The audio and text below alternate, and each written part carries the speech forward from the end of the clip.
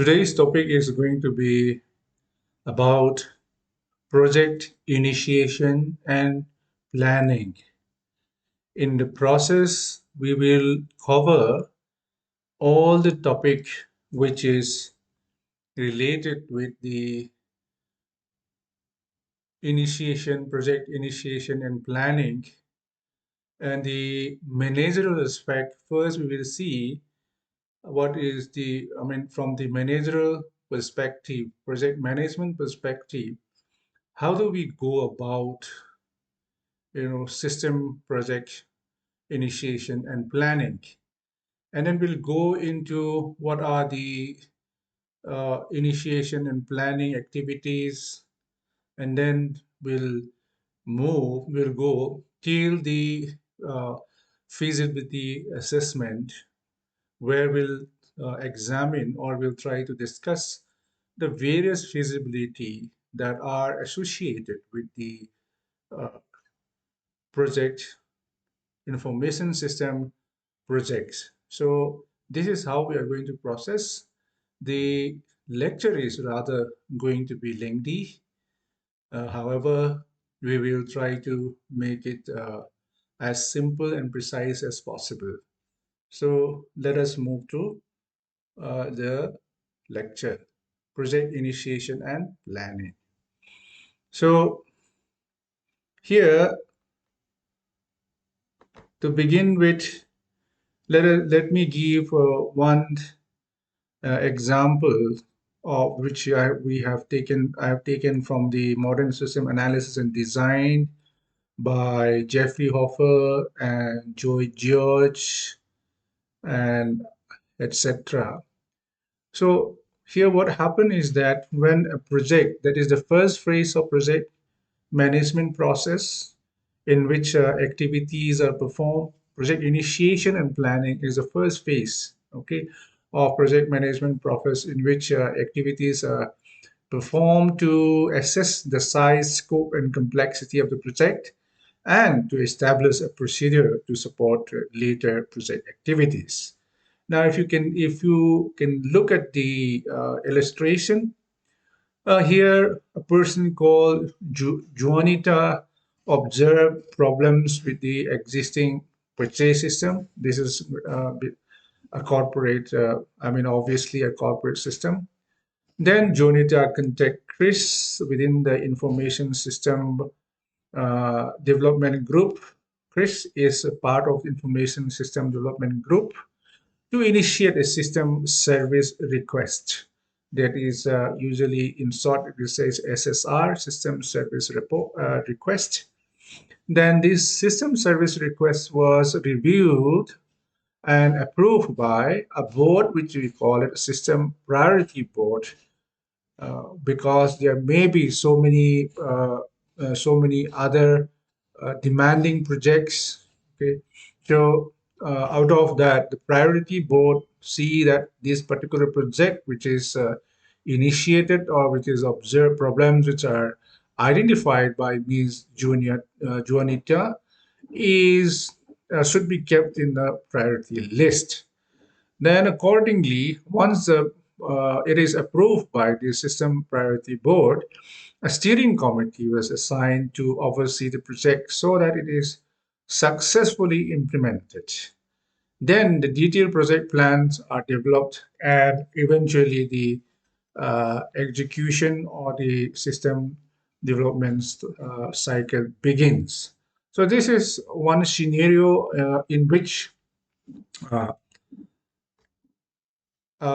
project may be initiated. So a problem is identified by a person, and then that project, that problem is referred to an information system development team, a person who works there or contact person who's there. Then the person who developed the system, who identified the problem, and the information system personnel sit together, and then they try to come up with some kind of suggestions that, look, here is the problem ABC is there, in particular in this section, okay, So this is what we intend to do. We are trying to develop a system or a project. We are going to start a project in order to solve the problem which is identified. Then the priority board look at it, and then depending upon the seriousness or the urgency of the matter, they will approve or they may keep it pending. Once it is approved by this board, it will go to a steering committee is basically appointed to oversee how this project is initiated, implemented, developed, designed, implemented. Okay, so that it is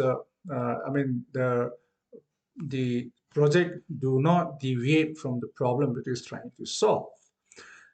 Now, this then after that, the actual development life cycle start taking place.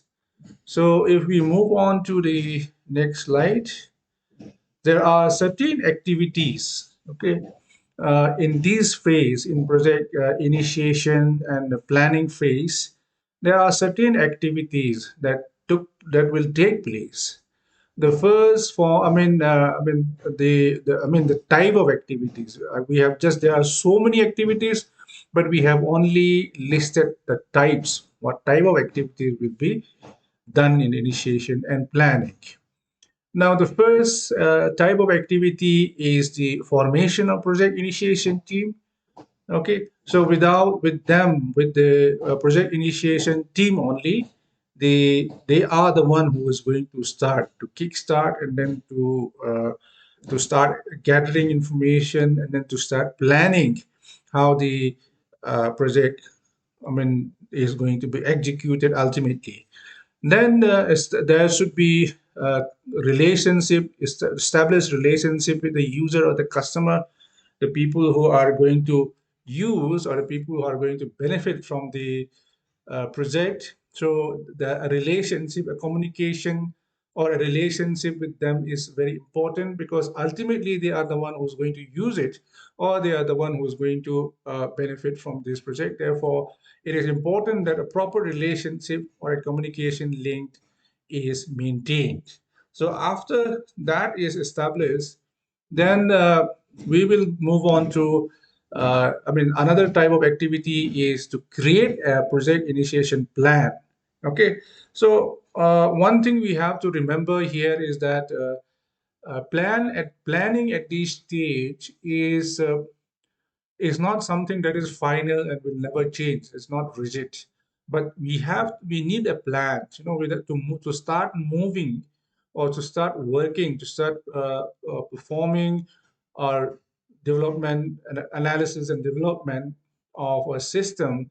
We need a plan. Without plan, what happens is that people who are involved in the process will be utterly confused on what is in the mind of the people who initiate this project, what are the problems. So therefore, in order to have a common ground in which we can communicate, we need a plan. So this plan, as time goes on, will be further refined because new information will come in, new development will emerge. So because of those things, the plan will keep on changing. But initial plan at the project initiation itself, at the initial stage itself, we need an initial plan. Okay. Then we then we- management procedures needs to be established.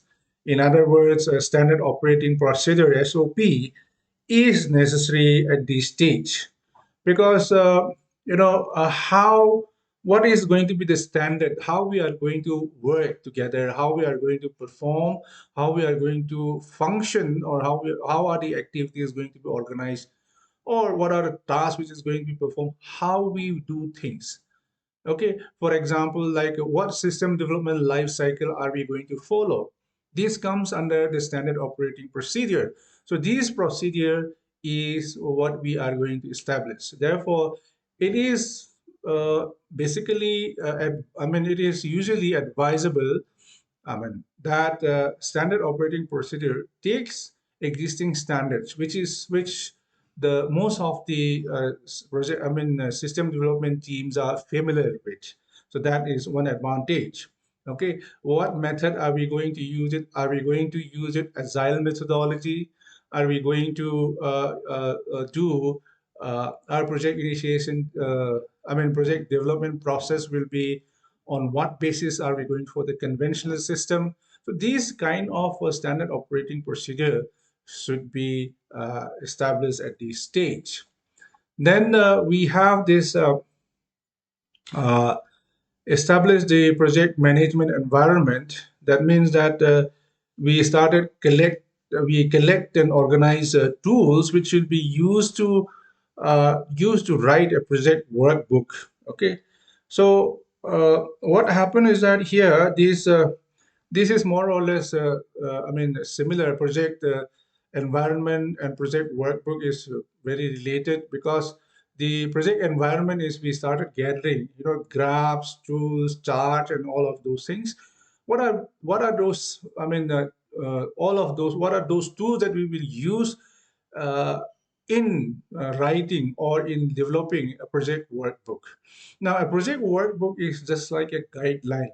Okay, so it's just like a guideline which may be uh, in the form of hard copy or maybe in the form of a soft copy.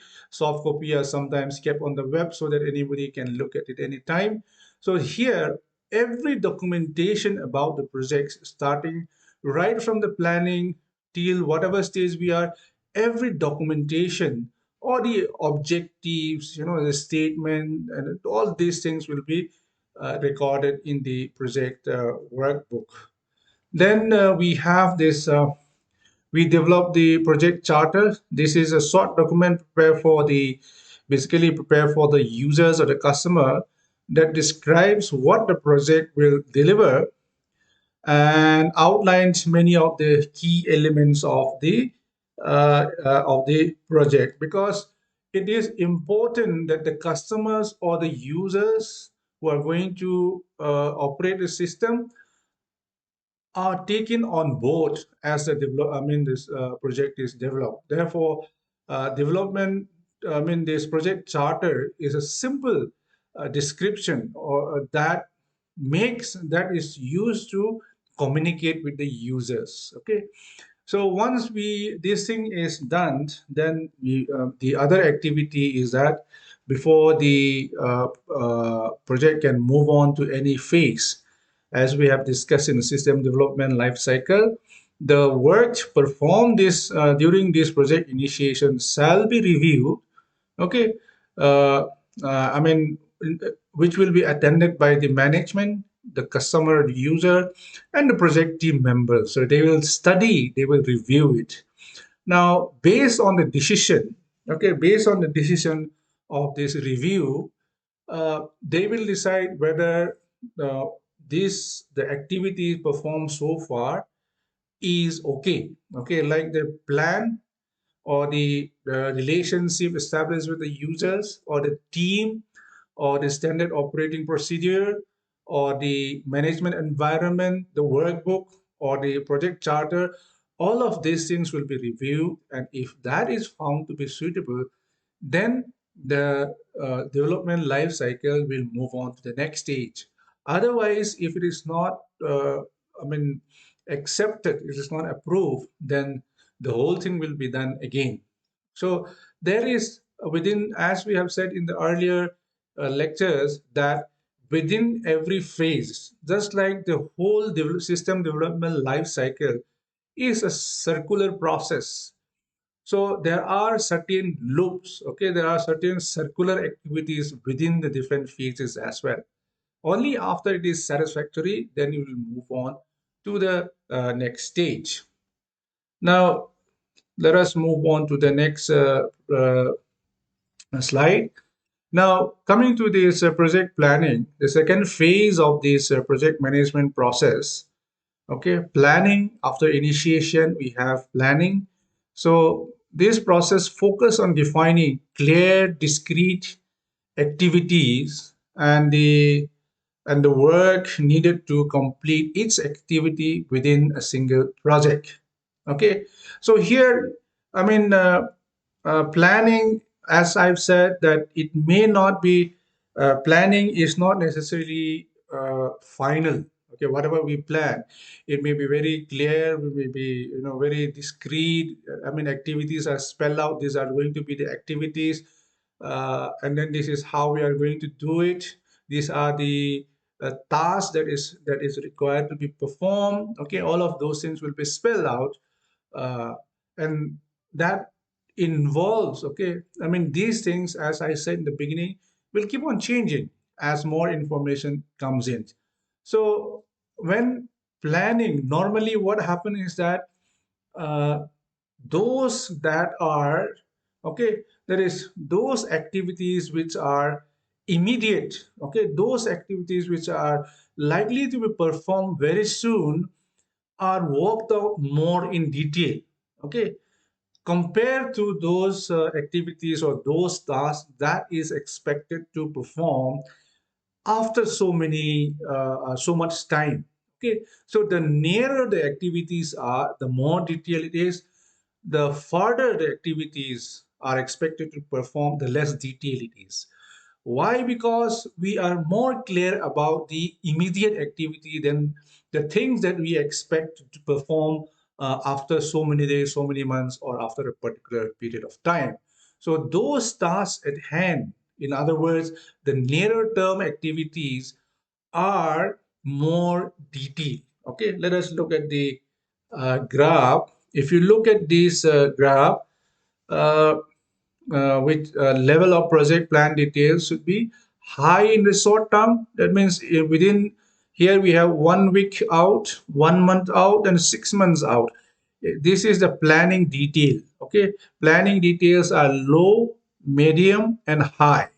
Okay, so compared to the activities that we expect to have in 6 months time, for example, there is the detail is very less. But 1 week's time activities that we expect to perform within 1 week's time have very high planning details.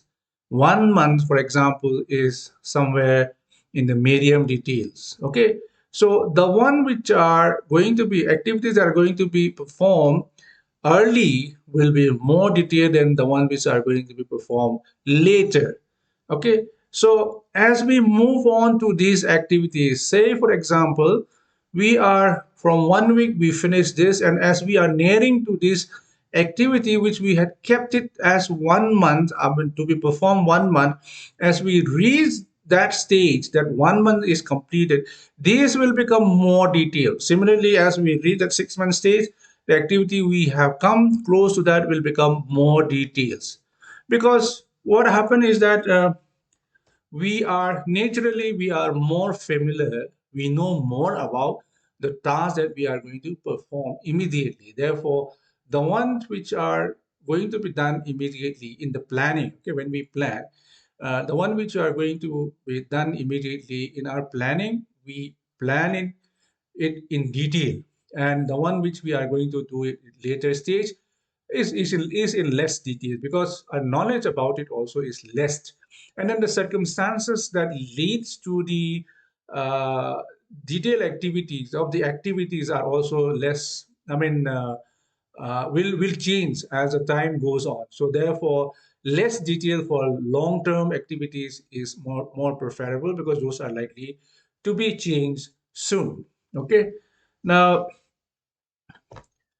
activities in the project planning, what are those activities? We have listed around 10 different activities. So the first thing is to describe the scope, alternative, and feasibility. Okay, what is going to be the scope of the project? All right, and then what are the alternatives available? As we had said earlier also, that the what are the things that we are going to perform, what is the scope of our project, because we cannot have unlimited scope, because with limited resources, limited time, limited everything, we need to spell out the scope under which on which we are going to work. So that is very important, and I mean activity in project planning. And then we have alternatives. Say, for example, we are going for purchasing a new information system or a new software, a new application. Then what happens is that there will be alternatives. A, B, C alternatives should be there. Out of that, we look at what are the alternatives we have, how many alternatives we have. Then ultimately we will do a feasibility study, and and see whether those alternative out of those alternative, which one seems to be best suited, or which one seems to be most feasible for our requirement. Now, the next is activity in project planning is dividing the project into manageable tasks. Okay, so here, what is important is that uh, the breaking down of the tasks. Okay, or the task at hand. Sometimes, certain tasks are so huge that even if a number of people worked also is going to take time. Then what happened is that due to the sheer size of the task, the people who are involved in the development can be confused. I mean, it can lead to confusion, or it can lead to difficulty in managing the task, which is a large task. So therefore, it is as far wherever it is possible, it is better to break down those tasks. For example, if we are writing a software or information system, then there is going to be different modules. Okay, so those modules can be separated. Instead of writing one whole software, it can be broken down into different modules and which can be integrated later on. So that division of the project into manageable tasks is very important.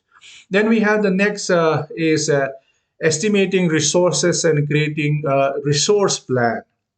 Okay, so this is one important aspect. So, I mean, resources are often limited. Okay, resources are often limited. We don't have unlimited resources. So, accordingly, we need to estimate what are the resources available with us. And then, depending upon the resources that we have to create a plan how we are going to use these resources. Now, one example could be manpower, for example, which is a very costly resources. So, manpower, there has to be some kind of a trade-off between on what we have and what resources we have, and then what we intend to achieve. Now, if we take the example of manpower, look at this graph, then there is quality of work in this vertical side from low to high, and on the horizontal side you have time of programming a particular task, a single task. Okay, so if you look at this here, there are three programmers. Okay, their ability has been assessed here. Adam, for example, is somebody who finished the task, start the task fast and then complete it quickly. But the quality of the work is somewhere just above the average. Curl, for example, starts the project late and then finish late, and the quality is also below average. Now, if you look at Brenda, Brenda is moderate and finish. Starts the program moderately and then ends it at somewhere which is much more earlier than Carl. And then the quality of the work is very high. Okay, so there is a trade-off between the quality of the program code versus the speed of programming. So if the speed of programming is high, like this Adam, the speed of programming is very fast, but the quality is not so high. Whereas Brenda's speed of programming is much better than Curl, but quality is also high. Okay, so these kind of trade-offs are there. So we have a person, uh, for example, three people are there. What to give, which part of the system development to this person, which part of program to be written. I mean, if the system is critical and the correctness and the accuracy and quality is important, then Brenda should be given that kind of work, not that kind of programs. And if quality is not much of an issue, then Curve can be given. If speed is an issue, I mean, completion of the task as quickly as possible is a thing, then Adam should be given. Okay, so this is just one task. I mean, one example on how we go about estimating our resources and then creating a resource plan. So what first we estimate what are the resources we have. It can be financial, it can be technical, it can be manpower. Like we have just given, I've given you an example. So based on what we have, we will have a plan on the resources, how we are going to use those resources. Now, the next activity in project planning is developing a preliminary schedule. Okay, so we need a schedule that which needs to be followed, normally different activities will have a different schedule. Okay, different activities, suppose one some work will be I'm sorry, I don't have a graph for that. Some work may be done in 1 week's time. Some may be done in 2 weeks' time. Some may be finished in 1 month's time. Okay. Or some may be started late, a little bit late, because some certain activities needs to be completed first before those things can be started. Those can be, so for that, we have to start it a little bit. So that kind of, uh, uh, planning is necessary.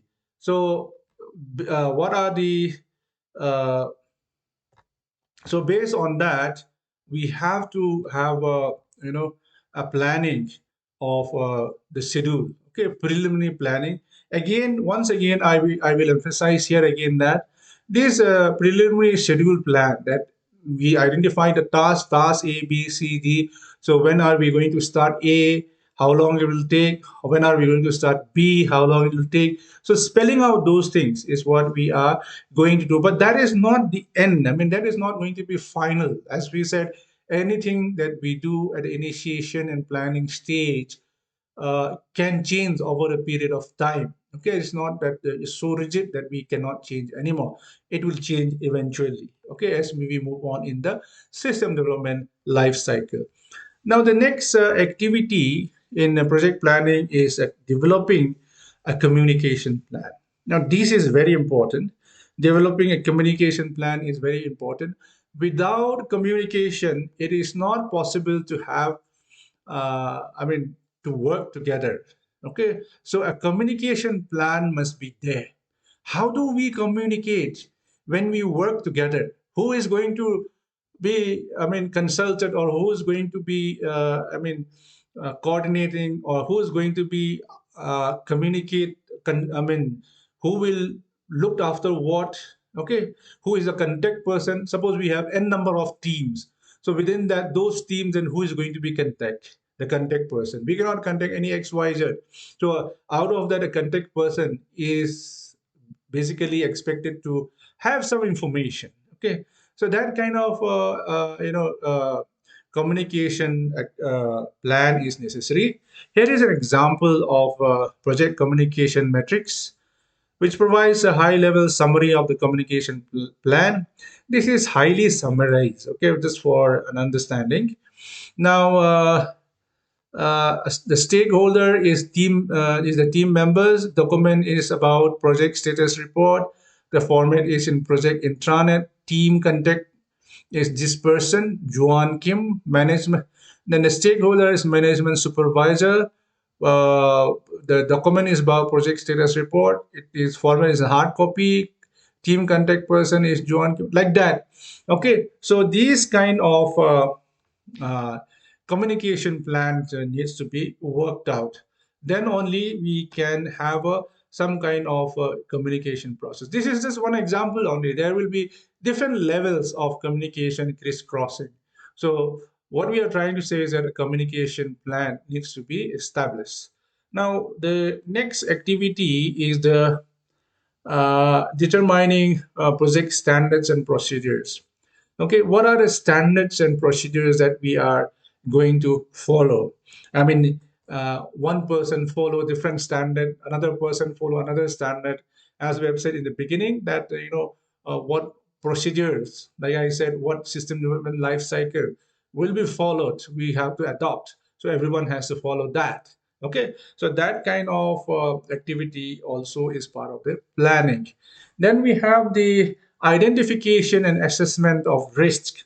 So as we move on to the, to the later part of this lecture, we will discuss more about this risk assessment.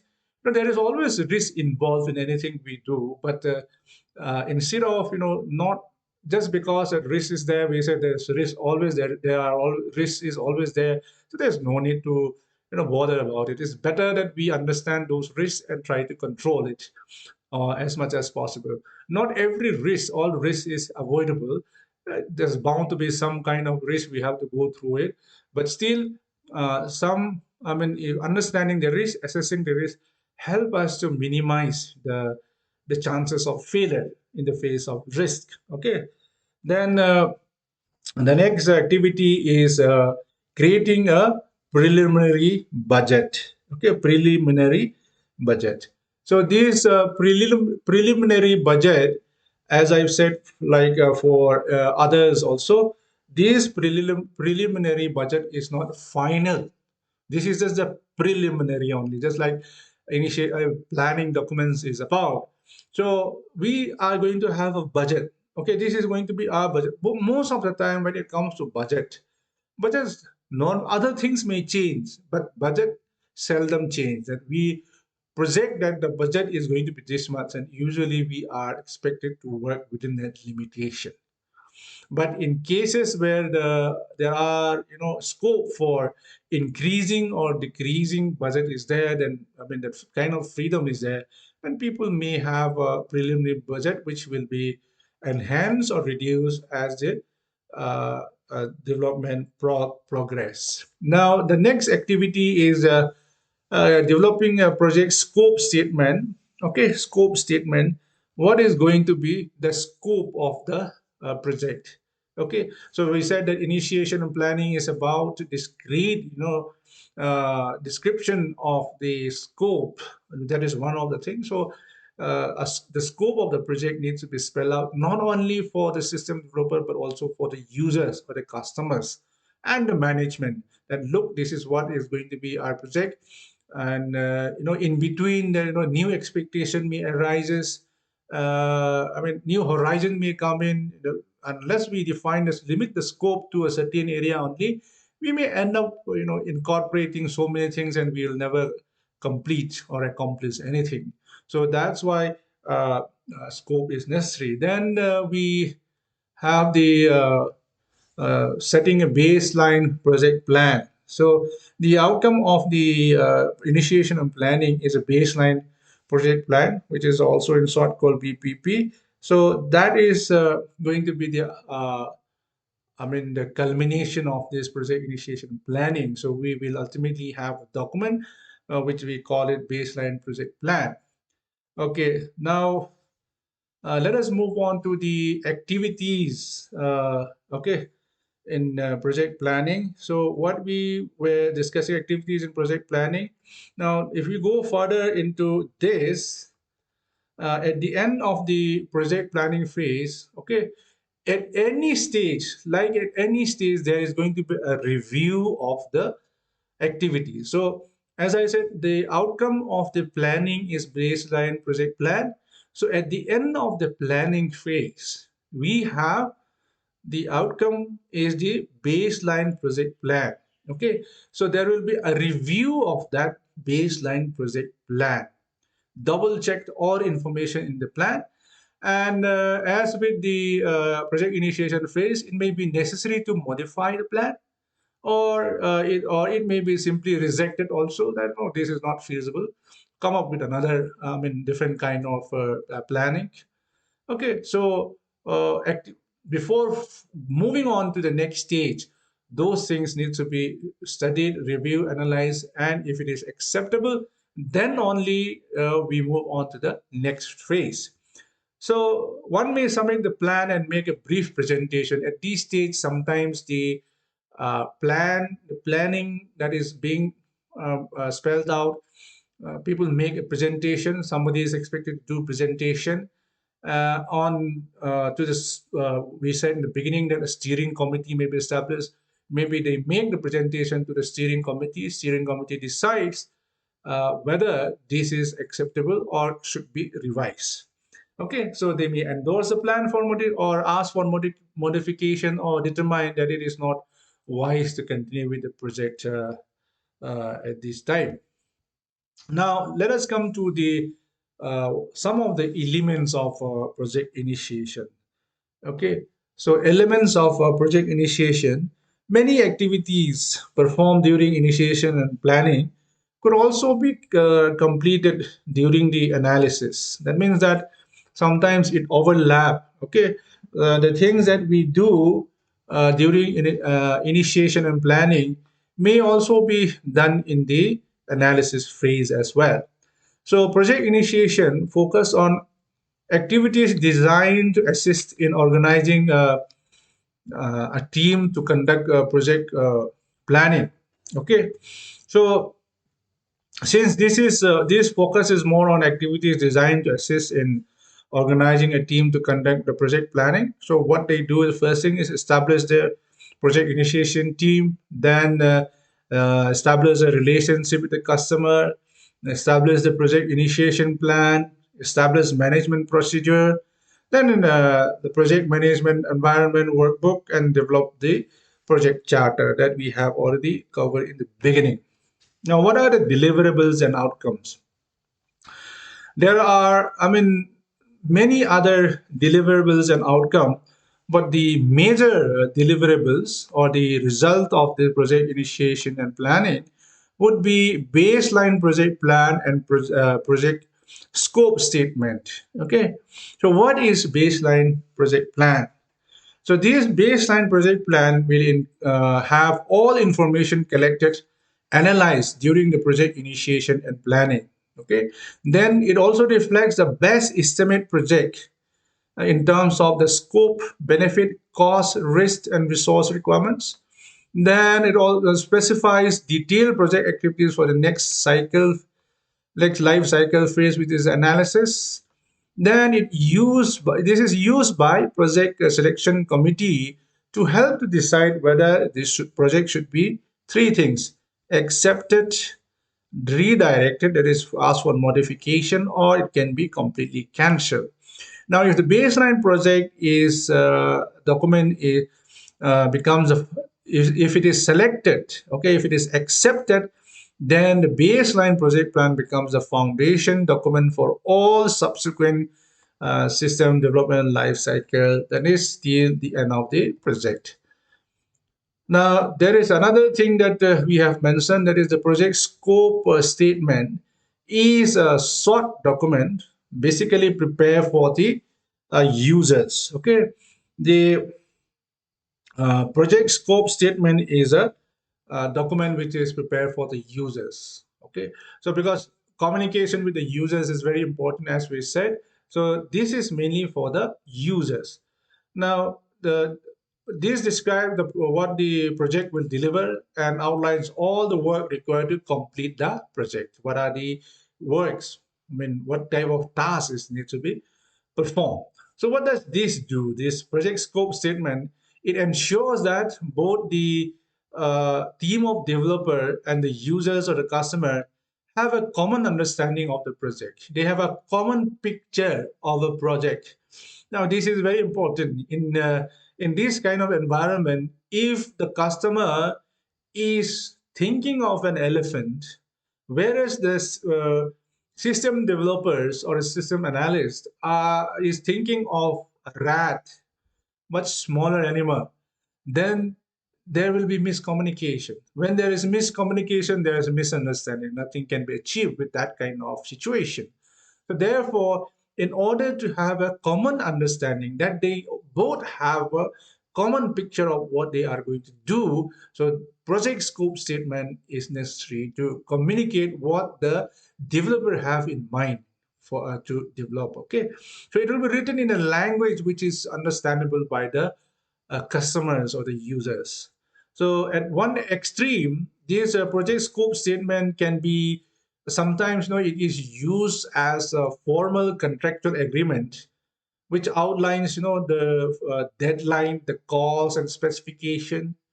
This happens, for example, you have your organization and then you are asking an outside agents or outside organization, other organization, to develop a system. Then your project scope statement may be a formal contractual agreement between you and the people who are going to develop your system for you. Or if you are the one developing the system for someone, then this project scope statement will be a legally a binding contractual agreement between you and the people to whom you are giving the service. Okay, so that is one extreme of the project scope statement, and the other extreme can be a simple informal, communication vehicle that outlines the best estimates of what the project will deliver when it will be completed and the resource it may consume. Okay, so not binding, but it simply give a statement of what this project is about. So it can be, as we said, formal contract developed by a contract programming or consulting firm, or it can also be developed something communication process. I mean something which is developed by internally by information system teams to communicate with others within the organization. Okay, so project scope can be of these two extremes. Now let us come to the project elements of project planning. So, what are the elements of project planning? So, in project planning, as we had just mentioned, we describe the project scope, the alternatives, feasibility, divide the project into manageable tasks, estimate the resources, create resource plan, develop a preliminary schedule, communication plan, and we determine what is going to be the standard and procedures, identify the risks, create a preliminary budget, deliver the project scope, we develop the project scope statement, then ultimately we set up the baseline project plan. Okay, that is basically what we said about the planning. Okay, now if we come to the next is the feasibility assessment. Now, assessment is one very important aspect of project initiation and planning, without which we cannot take decision at all. Some kind of feasibility study has to be done. So, if we look at the slide, all projects are feasible. Pressman in 2005 says that all projects are possible given unlimited resources and infinite time. Okay, this is very interesting because if we have unlimited resources in terms of manpower, in terms of money, in terms of technology, and we have infinite time, we don't have any time frame, then any project can be developed. Any project can be done. It's doable. It can be achieved. Okay. So feasibility means whether it can be done. Now the problem is that resources are always under constraint. We limit. No organization have unlimited amount of money. No organization has unlimited knowledge of technology. No organization has unlimited time frame. Okay, no organization has unlimited manpower. All of these things comes with limitation, with certain constraint. Okay, it's within a constraint. Therefore, it is necessary to do a feasibility assessment, whether the possibility is there or not. The possibility to develop a certain project is there or not. That kind of study is necessary. Okay, so that is the reality. In reality, most projects must be developed within a very tight budget and a very tight time constraint. Okay, so assessing project feasibility is a required activity for any information system project and is potentially a large undertaking. It requires evaluation of so many factors. Okay, here I want to emphasize one thing, that we have some feasibility assessment factors are, we will discuss those things, but it is not limited to these things. There are so many factors that influence feasibility, depending upon what is the project, where is the project, okay, in what environment is the project going to be undertaken. So taking all of this factor, there are so many things that influence the doability, the possibility, or the achievability of a project. Now, most feasibility factors are represented by the following categories that we will discuss one by one. One is the economic feasibility, one then technical feasibility, operational feasibility, then scheduling feasibility, legal and contractual feasibility, and then we have the uh, political feasibility. Now, out of this different feasibility, most of the time, the one that is considered to be very important, and probably the one which is sometimes this is used, and only this feasibility is conducted, that is economic feasibility.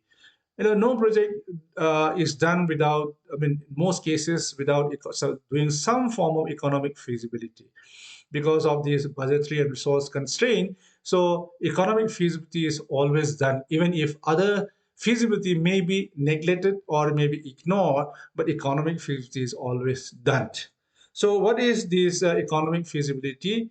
Uh, the purpose of assessing economic feasibility is to identify the financial benefit and costs associated with the development of the project. It is also known as cost benefit analysis. Now, in the process of this, there are benefits, which may be there are benefits. On one side, we have the benefits. We want to have those benefits, but all benefits will come with a cost. Anything that we want to have will come with a cost. So if we want a list of benefit A, B, C, D, then we will also have cost A, B, C, D. So we are going to see that on one side we have benefit, on the other side we have cost. Now we are going to see which one is more heavy, which one outweighs the other. For example, the cost is, the cost is more heavier, or going to be more costlier than the benefit that we are going to achieve. Okay, then it is not feasible. Okay, so suppose we are going to spend uh, 100 rupees to get a 50 rupee work, then it is not feasible. So this is what we are trying to do in economic feasibility analysis or cost benefit analysis.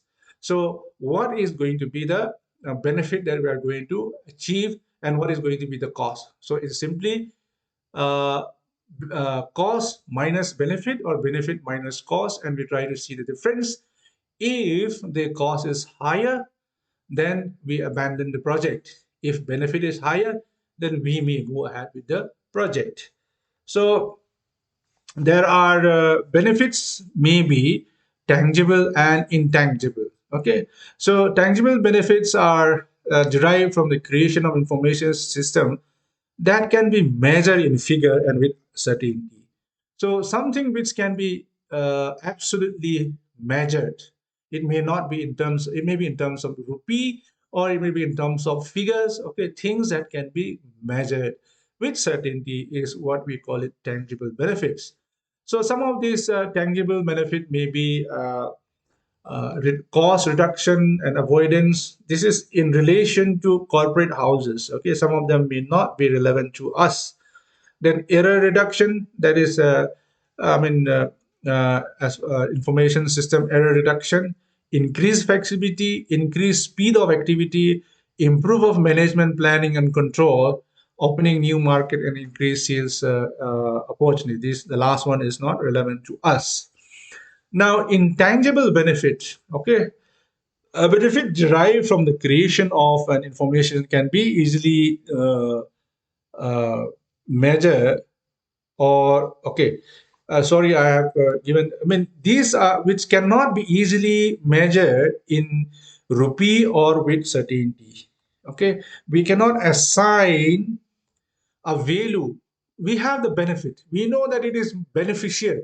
We know that yes, we benefit a lot from this, but we cannot. When somebody say, "How much do you benefit?" We cannot measure.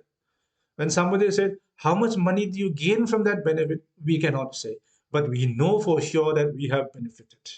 So that is intangible benefit. So both tangible and intangible benefits are both desirable. Both of them are benefits. Okay, so both are desirable. Now let us look at these some of the examples of intangible benefits. For example, competitive necessity. Okay, competitive necessity means that everyone in your in I mean everyone is doing it. For example, you if you take it a library as an environment, every library is having this new system and you are not having it. So that creates a lot of negativity for your against your library. So in order to avoid that, because the maybe it is technological advancement, so you want to be growing together with the rest. Okay, so competitive necessity is that. And in the business world, if somebody is using a higher product, then the competition or the competing organization also should try to match up with them. So it is necessary because of competitive reasons. Then the other is that it is more timely information or improve organizational planning, increase organizational flexibility, promotion of organizational learning and understanding, availability of new, better, or more information, ability to investigate more alternatives, faster decision making, more confidence in decision quality, improve processing efficiency, improve asset utilization, resource, improve resource control, increase accuracy in clerical operations, improve work process that can improve employee morale or customer satisfaction, positive impact on society, improve social responsibility, better uses of resources, in other words, like greener, the living more greener footprints, less carbon footprints. Okay, so we are just listing some examples on it. There can be so many things. One of them that we have not mentioned here is improve organizational image itself, is a non-tangible benefit, but which is very much desirable. Now, if we look at this cost, if we look at the cost, uh, there will, like benefits, there are costs, that is a cost, tangible cost and intangible cost. So a tangible cost is associated with an information system that can be measured in dollars or in rupees with certainty. And intangible cost is which cannot be measured in terms of rupee or figure with certainty. Okay, so in the process of this, there are certain things that we need to understand. Cost can be one time. Okay, costs associated with project startup and development of a system startup are one time. When you start a project or an information system, there are certain things that is going to be, money on which you are going to spend only once in the beginning. And there are money which you are going to spend periodically, weekly, monthly, annually. Okay, those are the ones that you are going to spend periodically are called recurring costs. And the cost that we are going to spend only one time initially, that is one time cost. Now, there is a way of evaluating time value of money. There is a concept called time value of money. That is that in this concept that today's rupee is worth more than the same amount tomorrow. Okay, if I get 10 rupees today, after 4 years or 5 years, the value of that 10 rupee is not the same anymore. So if you look, if you talk to your grandparents, they will tell you stories about with only a few rupees what they can achieve, how much they can buy. and today with thousands they are unable to buy, is because that the value of money, today's value, as time pass, the value of money depreciates. Okay, so today's 10 rupee is not the same, does not have the same value after 10 years. Okay, it will be lesser. In future, the value will become much lesser. So that is why in studying the economic fields, it is necessary to do some kind of calculation, the time value for money. If the benefit, the money that are going to, that I'm going to get after 5 years is this much, then is it worth it? For example, I'm going to invest 5,000 rupees today, and after 5 years, I'm going to get 5,000, I mean 6,000 rupees. So if you do analysis, time value analysis of that money based on what? Based on the interest which the banks are paying. Okay, so if you do the analysis, you might have realized that instead of doing so many activities, it is much better to keep in a fixed deposit. My 5,000 rupees is better to keep in fixed deposit, and after 4 years or 5 years, I'll be getting more than 6,000. Whereas, based on the current interest rate, if I calculate, then the 5,000, after investing so much, I'll be getting 6,000 and I have to work for it, then it is not feasible. Okay. If I simply keep in a fixed deposit in the bank with the current interest rate, I'm getting more than me working for it, working hard to get that money. So it's better to keep the money in the fixed deposit. So this is what the time value of money tries to do. Let us look into some of the details. Now I have given, here we have the formula for this thing.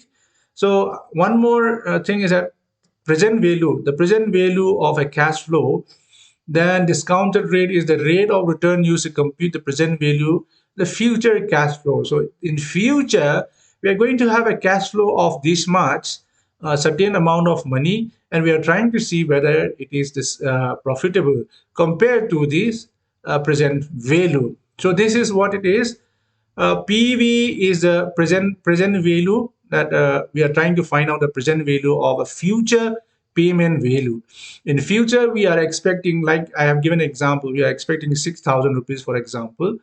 Then what would be the present value?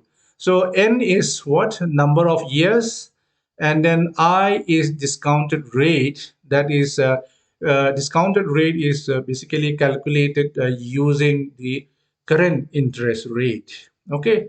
Now let us move on to the next economic feasibility. Here we have a chart we call it break-even analysis.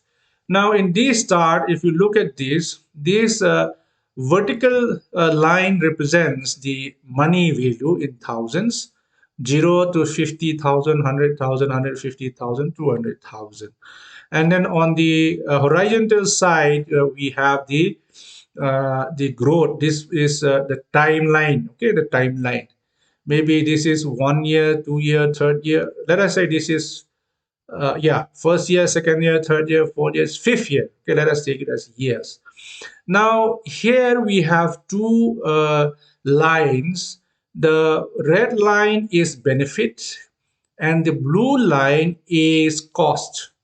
Now, if you look at this, as we have said previously, just now, that there are costs which is involved initially, one-time costs. Okay, so because of those principal costs or one-time costs, principal investment or the one-time cost is usually high initially. At the first year itself, as we start off, the benefit is zero, but the cost is almost 50,000. Okay, almost 50,000. But this is, as I've said, because of those one-time costs. Then we have the recurring costs, and slowly the cost keeps on increasing with the recurring costs. And similarly, the benefit also, initially we have zero benefit, but it keeps on moving up, up, up, up. Then from this point onwards, somewhere after 1 year, 2 year, 2.5 years or something, after that, the benefit is much higher then the cost, which is the blue line. Okay, the red line becomes higher. Red line is the benefit. The blue line is the cost, so it becomes higher. So this is the point in which we have the cost and the benefit at the same value. That is what we call break even point. Okay, so in break even analysis, what we are trying to do is that how long does it takes for our project to break even? How long will our project break even? Is it going to be after 1 year, 2 year, 3 year, 4 year, 5 year? So the earlier the break even is, the more benefit we will have. Okay, so in this case, if we count this 1, 2, 3, 4 as years, we are having the break even after 2.5 year. After that, we are getting most gaining the benefit, and compared to the cost, the benefit is much higher. Okay, now let us come to the. I mean, there are other things as well, but I mean, just to help you understand the economic feasibility, I think that is enough. So we'll go to the next feasibility, that is technical feasibility. Now, when it comes to technical feasibility, it is altogether a different issue again. This is a process of assessing assessing the development organization's ability to construct a proposed system. Okay, technical feasibility means whether the organization have the ability to construct the proposed system. So this is basically based on risk, technical risk. Okay, assessing the risk associated with it. Risk factor analysis is done. On that basis, it is decided whether this is technically feasible or not. Now, if you look at the slides, the amount of technical risk associated with a given project is contingent on four primary factors. That is, large projects are riskier. Okay, large projects are riskier than smaller projects. Then the second primary factor is the a system in which the requirements are easily obtained. Okay, the requirements are easily obtained and highly structured will be less risky. And then the one in which requirements are messy, it's not structured properly, it is ill-defined or subject to the judgment of individual.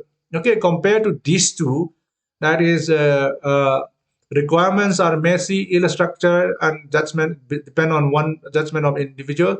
Compared to these, requirements are easily obtained and highly structured. Between these two, where there is requirements are easily obtainable and highly structured, it is less risk. When it is messy in structure, there is higher risk. Then the fourth primary factor is the development of project. I mean, a system develop employing commonly use or standard technology will be less risky than the one employing novel or non-standard technology. Now, people wants to go for new technology. They want to be creative. Okay, when it comes to anything, when it relates to anything, they want to be creative. So in the process, what happened is that there is nothing wrong in being creative, but in the system development, it is found, many studies have established that when you are trying to employ, we have been talking about procedures, standards. Okay, when we try to implement novel standards, new standards, new standard operation SOPs, then people tends to be less familiar with those things. Then it is much safer, less riskier if we follow a well-established standards which are already tested, standards which are already established, or procedures which are already found to have been efficient. If we use those things, then it is less risky. Now, if we come to the fourth primary factor, a project is less risky when the user group is familiar with the system development process and application area than if the user group is unfamiliar. Now, familiarity is very important. Knowledge is very important. When the user group is not familiar with the system, okay, then there is a high risk. They may not even complete the project also if they don't know about it. So if they know or they are more familiar with it, then success rate is much higher and less risky. Okay. Now, if we look at the uh, technical feasibility risk factor, this is based on uh, Applegate, Austin, and Scholl 2009, Tech Republic. Okay, here, uh, project size, number of members. For example, when we say project size, number of members on the project team, project duration time, a number of organizational departments involved in the project, size of program efforts, for example, hours, function points, number of outsourcings. All of these things are example of project size. When we say project structure, it means new system or renovation of existing system, organizational procedural structure or personal change resulting from the system, user perception and willingness to participate in efforts, management commitment to the system, amount of user information in system development efforts. All of these things constitute project structure. Then development group. So, example, when we do risk factor analysis, is development group familiarity with target hardware, software, development environment, tools, and operating system. What is the degree of familiarity? That is what we are studying. Then the degree of familiarity with proposed application area, degree of level of familiarity with building a similar system of similar size. Then user group also is important. The same thing applies to user group, degree of familiarity with information system development process, then the level or degree of familiarity with proposed application area, a degree or familiarity with similar systems. So all of these factors, this is used to assess the user group. This is, risk factor assessment in to do technical feasibility. This is what the criteria or examples which are in use. Now, this is one effect of degree of project structure, project size, and familiarity with application area on project implementation risk. This is one example of the study which is done by this group based on Applegate, Austin, and Seoul, and Tech Republic. So, high familiarity with technology or application area, and we have a large project. Okay, we have a large project and small project. Now, in this case, there is high familiarity with technology or application area, and the project is large. The structure is low. Okay, the structure that we mentioned earlier is low. Then low risk, very susceptible to mismanagement is there.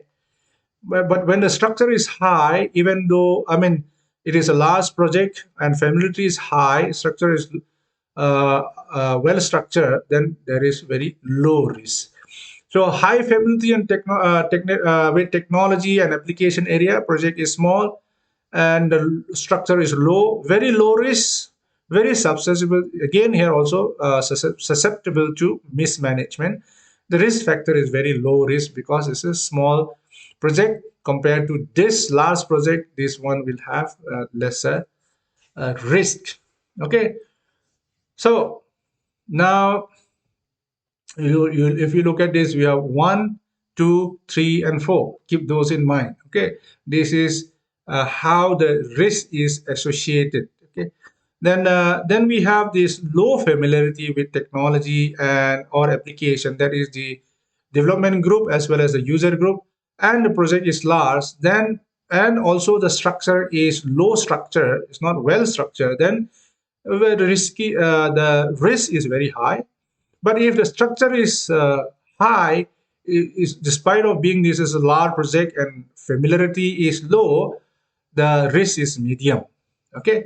Then familiarity is low, project is small, structure is low structure, it is still high risk. It is highly structured.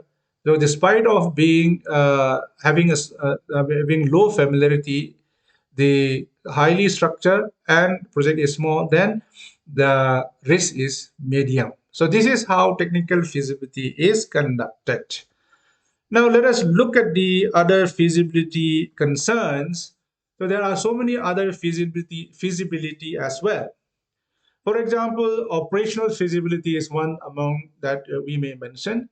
So the process of assessing the degree, to which a proposed system involves business problems or take advantage of business opportunity, you know, how well this, existing feasibility, existing, opportunities are there. So those things will influence the operational feasibility. Sometimes we go out for something new, and the environment itself that nobody is familiar with it, then there is going to be a failure in the operational feasibility. Then we have the schedule feasibility that is related with the time frame. That is the process of assessing the degree to which the potential time frame and completion date for all major activities within a project with organizational deadline and constraint for affecting changes. Schedule feasibility means we are trying to study whether the project can be finished in a particular time period. Some information system, if it is not completed within a time period, may become obsolete, may become useless. Okay, so there are certain things, or it may become too expensive also, or it may be too costly. So based upon what is the project, what type of project we are working with, what is the complexity, number of resources, amount of resources, how big is it, how structured is it, taking all of this into consideration, we do a schedule feasibility whether it can be completed within a tolerable time frame. Okay, that is to be assessed. If it cannot be done within a specific time frame, then the project may be considered to be not feasible. Okay, cannot be done or may be abandoned. Then we have another feasibility, that is legal and contractual feasibility.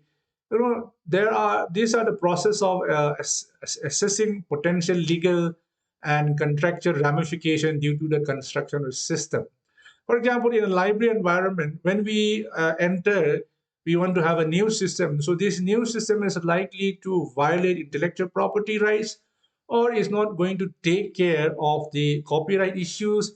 Then ultimately what happens, we may end up in trouble. So we may end up in legal or contract legal problems. Okay, so if we are dealing with some other party, then the contract may the contract may land us in legal problems. We don't want to do have that kind of thing. So legal and contractual feasibility is to study whether in that front, whether the system may stall, okay, may stop working, may be made to stop working because of legal constraints, or even contractual constraints like the agreements between the service provider and the customer or the users is not conducive. Okay, so there are contractual problems as well. That, say for example, a library is buying a software from X company, and tomorrow the library wants to move on to a new software, and this company uh, uh, from whom they have purchased their existing software had in the contract written that they will not assist or they will not share their data, even though the data is entered by the library. They will not, help in exporting the data to a new system, a system that is different from their system. Okay, so in that situation, they have, but still, if the library wants to move on to a new system, then they have to start from scratch again. So that kind of contractual problems are there. So these kind of feasibility should be assessed in. That's why we call legal and contractual feasibility. Then one more feasibility is political feasibility, which has so many dimensions. Okay, but political feasibility is the process of evaluating how the key stakeholders within the organization view the proposed system. Sometimes this is also called a psychological feasibility. There may be, people are, not very, not many people are willing to go with changes. People wants to have maintain status quo. Okay, they want to be the way things are. You know, people wants to work in the way the environment in which they have been familiar, so familiar with for so many years. They want to remain like that. Now, if you propose a change in a system where they have been so familiar and they know everything, then there is likely to be opposition, because people don't want to be in an environment where they are not certain. Okay, uncertainty is, many people fear uncertainty. If you put them in a new environment, they are uncertain. So definitely they will try to avoid that kind of uncertainty. So when you are going to introduce a new system, there is bound to be some kind of opposition. Now, these opposition, this is just one example only. Okay, there are so many other factors that is involved with political feasibility. I'm just giving you one example. Now, this opposition uh, may stop you from implementing your new system. So you have to assess how serious or how strong is going to be these kind of political obstacles, okay, or or psychological obstacles. You have to look into those things and see whether it is feasible. Suppose you start a system and you have completed everything, all resources are spent, the system is ready. At the implementation stage, there is so much opposition, maybe from the trade union or maybe from some kind of workers association, that you will not be able to implement the system. Then there's no point of taking up that system. That means that from political perspective, that system is not feasible. So this kind of feasibility has to be assessed. Now, in conclusion, what I want to say is that despite of all this feasibility assessment, sometimes even though the system may not be feasible in so many factors, the organization still goes ahead with it. Okay, they still want to go ahead with it. This problem is there. This, it is not feasible technically.